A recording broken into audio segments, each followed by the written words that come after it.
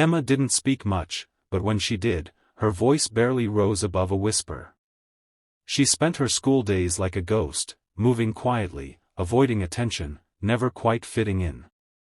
No one ever really saw her. Not the teachers. Not her classmates. Not even the people who passed her in the hallways. But the bullies did. Oh, they saw her. It started small, snide comments in the hallway, books pushed off her desk, food thrown at her from behind in the cafeteria. Emma didn't respond. She simply lowered her head, cleaned up the mess, and moved on. Her silence was her shield, until it became their reason. Ashley, the queen bee of Ridgewood High, had a particular talent for sniffing out weakness. Alongside her two loyal shadows, Taylor and Bree, she ruled the social food chain. And for reasons Emma couldn't understand, Ashley had made her the target of the year. "She's so weird," Ashley once whispered loudly enough for the entire class to hear. Like, who even is she? Some silent psycho? Everyone laughed. Emma didn't. She had no parents to complain to, her mother had passed away when she was 10, and her father, a truck driver, was away more than he was home. Most nights, she cooked her own meals, did her own laundry, and fell asleep to the sound of silence. No comfort. No protection. Just herself. One Friday afternoon, everything changed. School had just ended. The parking lot was thinning out as students rushed home to begin their weekends. Emma walked alone as always, hugging her notebook tightly against her chest. But before she could reach the gate, she heard footsteps behind her.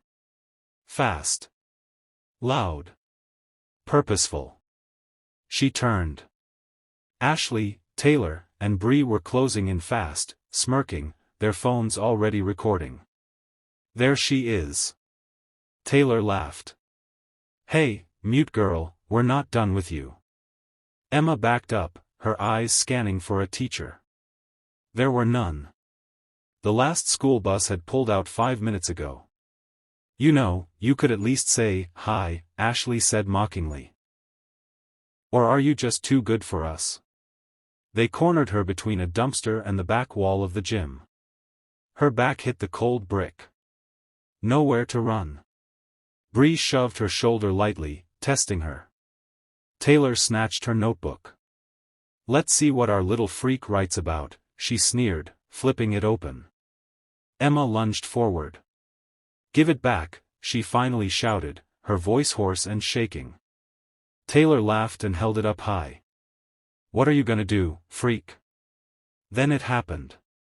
The pages of the notebook fluttered open, revealing sketches, detailed drawings of Emma's face.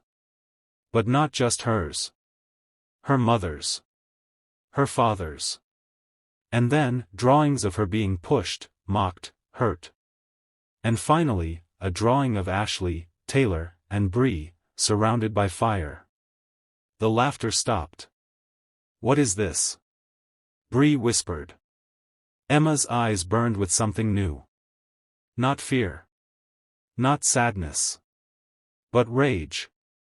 Pure, raw, unfiltered rage that had been bottled up for years. All the insults. All the nights she cried into her pillow. All. The morning she woke up dreading school. It was all there, bubbling to the surface. Emma stepped forward. "You think you know me?" she said, her voice strong for the first time. "You think I'm nothing because I don't fight back? I stay quiet because it's safer. But I'm done hiding." The wind picked up. Dust swirled around them. The bullies blinked, confused. And then Emma screamed. Not out of fear, but like a storm that had been held in too long. The sound echoed off the parking lot, loud and primal, and it shook them. Literally. A nearby trash can toppled over. The door to the gym creaked open. Taylor dropped the notebook. What's wrong with her?" Bree stammered. Ashley's face turned pale. "She's insane. Run." And they did. The girls turned and sprinted, shrieking in terror, stumbling over each other. Emma stood alone, breathing heavily, her fists clenched, heart racing. She wasn't smiling. She wasn't laughing. She simply picked up her notebook and walked away. By Monday, the videos had gone viral. Someone had recorded the scream. The way the bullies fled. The fierce look in Emma's eyes. People started whispering when she walked by, but this time it wasn't with disgust. It was with awe. The girl who never spoke had finally roared. And people listened. Ashley, Taylor, and Bree tried to downplay it. Called her a freak.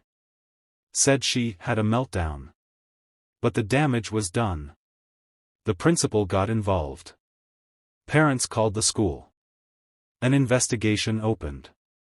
And slowly, people started seeing Emma for who she really was. Not a victim. A survivor. An artist.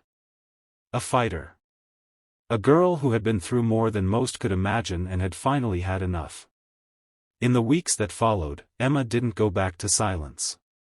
She joined the art club. She started tutoring younger students. People sat with her at lunch.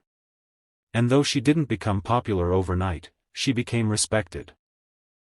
And when Ashley walked by her in the hall, eyes down, shoulders hunched, Emma didn't gloat. She didn't smirk. She just walked on. Because Emma had learned something more powerful than revenge. She had found her voice. And the message she left behind? Silence isn't weakness.